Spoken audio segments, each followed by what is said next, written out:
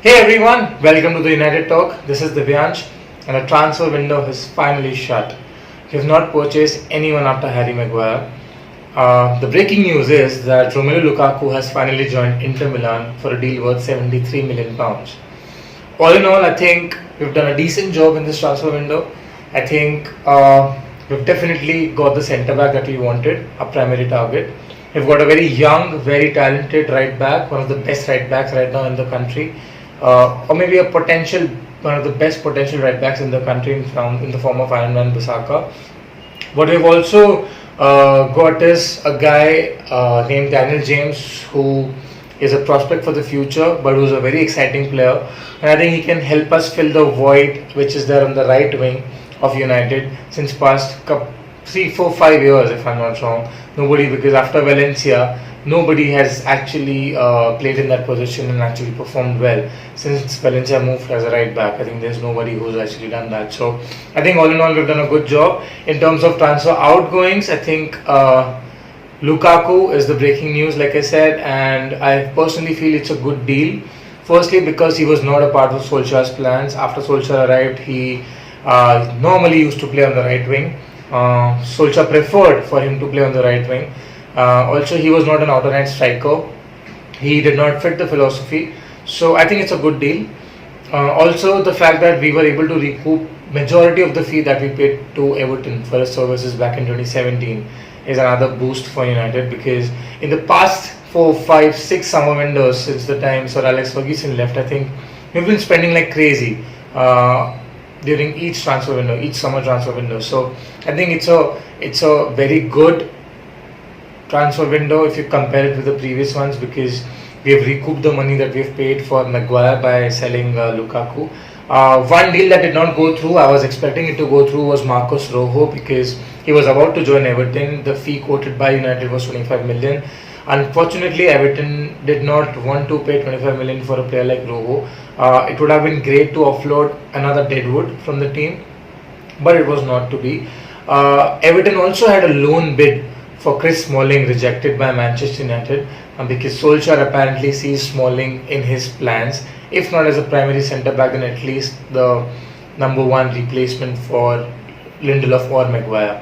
Personally, I don't understand this, because I feel if you want someone to replace one of these two centre backs, it should be Axel Tuanzebe, because he's the prospect, he's the one who's developed, he's the one who has gone out on loan again and again. He's performed really well with Aston Villa. So I think he's the one who's ready to take that step up in the first team. Maybe not playing every game, but I think he's one player that can replace, or that can come in and fill in the gap if created by Maguire or Lindelof.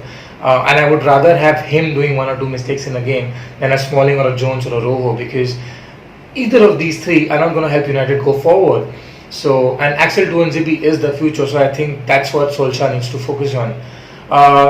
All in all, I say it's a decent transfer window, not a great one, because the void left by the departure of Ander Herrera to PSG is still not filled by United. There was talks of Dybala coming to United, which I think personally, again, it's a good thing that he did not come, because another player is not good. The only problem is that the entire deal, the 5-year contract, the agent fee, the image rights, everything would have cost United about £107 million, which is way too expensive for a player, for any player for that matter, unless it's Ronaldo or Messi. So I think it's for the good that it did not come. However, it's not good for the team, because we are not able to fill the shoes of Herrera. There was talks about Eriksen coming to the club, but Eriksen actually had his heart set on a move to Real Madrid, or maybe Spain for that matter. So, and Daniel Levy, we all know Daniel Levy is not going to negotiate with any Premier League club and sell one of his star players to any of his direct rivals. So, and even if he does, the fee quoted by Daniel Levy last year for his services were about 130 million, which would have been only reduced to 70 million. Especially when you know that a guy only has 1 year left on his contract now. So again, financially that did not make sense, but if we were able to acquire Eriksen, it would have been a big difference. It would have strengthened us even better. So I think that's something that did not go through. I mean, I was skeptical about it, but I was still hopeful. It didn't happen. One of the brain teasers really is Bruno Fernandes, because United has been linked with this player since the beginning of the window. Now I understand that all of this rumors are actually coming from the journalists in Portugal, in his home country, but there was interest from United, there's no doubt about it. It's just that he was not their number one priority. And the fact that Sporting were not willing to sell Bruno Fernandes for less than 70 million was also a hinge in the door, because it's a problem, because you cannot suddenly take your spendings to 200 million again in 1 year. I mean, you can. United are one of the few clubs in the world who can afford these kind of spendings every year in form of Dybala, in form of Bruno Fernandes. But we have to see. I mean, does it really make sense to buy superstars? Because we've been doing that since the past 4-5 years, and it has not really taken us anywhere. Maybe it's time to give our youngsters a chance. With all this being said, I think that brings me to the squad analysis of how United's squad is now compared to last year. Obviously, it's a better squad. It's a better squad because of Harry Maguire. It's a better squad because of Aaron Wan-Bissaka.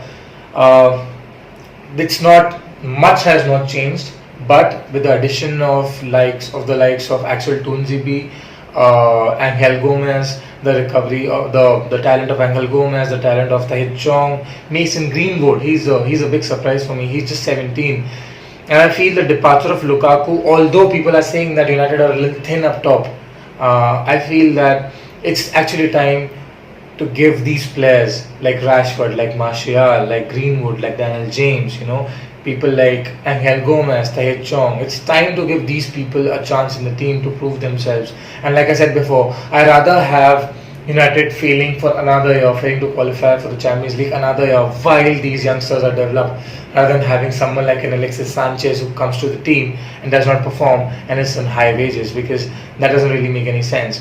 If we have to take a step forward in the future, if we have to reach back to the top where we belong, I think it's time to go back to the philosophy of giving our youngsters a chance to perform. And I think that's what Solskjaer is doing. That's why I feel that this is a good transfer window, and that's why I feel that United will be better than the last year.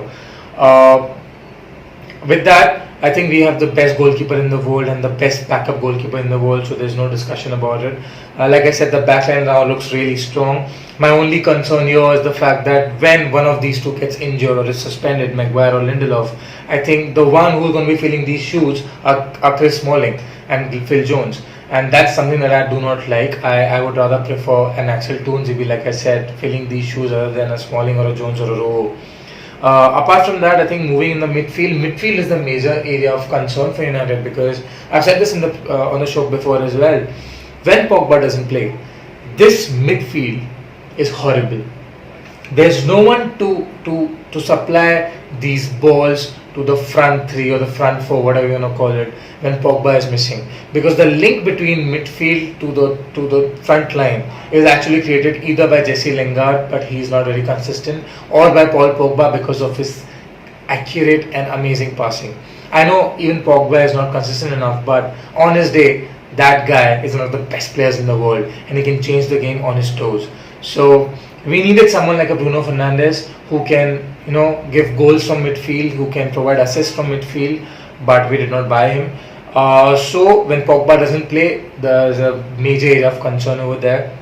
Again, I would like to highlight the fact that Matic is now really old. So the fact that he is not capable of covering that grass now, that field now at the same pace that he used to before, brings us to the question that will Solskjaer give enough minutes to Scott McTominay now, because I think he's one player who can do that along with Fred, but and maybe allow Pogba to move up front. But I feel that Solskjaer still trusts Matic more over McTominay. I would love to see McTominay start against Chelsea and Matic being on the bench, but I have a skeptical feeling. I have a feeling that Matic is going to start. So that's the area of concern for me. Like I said, up top, although there's less experience up top, although there are not many star names up top apart from Rashford, I would not call Sanchez as a star name, because he's a star player, but I think if he's not on a decline, or if he's not declined already, I think he's on a decline. So this is a make or break season for Sanchez. And the same thing goes for Andres Pereira as well. There's one guy who went out on loan, he's impressed on loan, came back, did not do really anything for United last season. And till this pre-season he has not shown, and this is the first time this pre-season that we've seen the fact that Andres Pereira is capable of giving those accurate passes, those defense splitting passes to the forward line. But again, we have to wait and see how many minutes he gets under his belt and how he performs, because it's a maybe with Andres Pereira. I mean, if he shines, he might. If he doesn't, he will not. So, and the important factor is Andres Pereira, like Juan Mata, cannot play on the right wing. I mean, that's why we bought Daniel James. That's why we have a Jesse Lingard to play on the right wing. Because Pereira and Mata are more skillful, they're more creative players. They need to play in the hole behind the striker in that number 10 position. So, I'll really be surprised if Mata continues to play on the right wing. Let's move on to the predictions for the Chelsea game. Unfortunately, guys, I don't have a screen to show you as to what the lineup is going to look like. But if you can just bear with me, it's going to be De Gea, Van Bissaka, Maguire, Lindelof, Shaw. It's going to be Matic, McTominay, Pogba, Rashford, Martial, and I would rather go with a Mason Greenwood or a Daniel James as a right winger rather than going with a Lingard or a Mata or a Pereira. That's my predicted lineup. I feel Chelsea is going to give us a good game. I feel we need to look out for Christian Pulisic, his first game in the Premier League, but he's real talent. Same goes for Willian, not his first game, but I think he's really dangerous. So with Pulisic, Willian, Pedro behind Oliver Giroud, I think it's a very, very, very good Chelsea front four. So I think it's going to be a good game.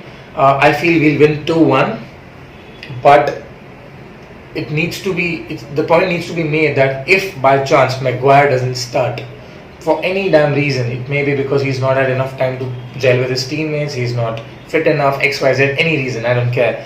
If he doesn't start, what's important is that we make Axel Toonsy be start instead of a Smalling or a Jones or a Rojo, because I know he's an experienced, and I know people out there will question that why do you pick youngster over experienced for such an important game, for the first game of the season, because there are going to be nerves. But like I said, I would rather have a 2-1 make a mistake right now and learn from it for the rest of the season than having Chris Smalling or Phil Jones repeat the same errors again and again.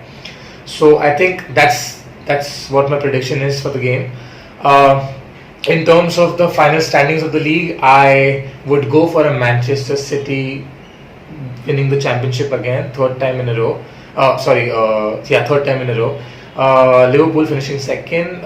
Third will be Tottenham, because I feel Tottenham has done good business buying Ndombele and also keeping Eriksen for that matter, unless he doesn't go to Madrid. They've also bought Lo Celso, so I think they've done good business. I also feel Arsenal has done really good business because before the deadline they looked very heavy on the top, and the back line was like God help us. But I think Arsenal has really made a statement by signing Tierney from Celtic, Kieran Tierney, and I think they have made a bold statement because they've signed David Luiz from Chelsea. It's a surprising move according to me. I think David Luiz is someone who actually fell off with Lampard. They played together, but I think he fell off. And if you look at David Luiz, I mean, when he was at PSG, he fought with the owners over there. I mean, he fought with the manager over there. When he left Chelsea, he fought with the manager that time. And now again, he's fallen apart with Lampard. So David Luiz has a history. He's not the best defender in the world. He will make mistakes. He will give the other forwards a chance. But with that being said, again, on his day, he can be very difficult to deal with. So I think the United versus Chelsea game gives us a lot of permutation and combinations to analyze. I think whoever plays on the left for United needs to be really wary of Azpilicueta on the right hand side for Chelsea, because he's one player who will not only stick to you, he will defend, but he can also whip in like a hell of a ball. And same goes for Marcos Alonso as well. So I think it's going to be a great game. I feel United is going to win. I feel United is going to finish 4th in the season. I think they're going to qualify for the Champions League if we can keep Maguire and Pogba and Rashford fit. And so then we can qualify for the Champions League. I would predict United to finish 4th, Arsenal 5th and Chelsea 6th. But do let me know what do you think about it, guys. What do you think about the squad? What do you think about the league position of United, the final predicted lineup? And write your comments below. Don't forget to subscribe to the channel, hit the bell icon to get the notification as soon as the videos are. Don't forget to like it, and I'll see you next time.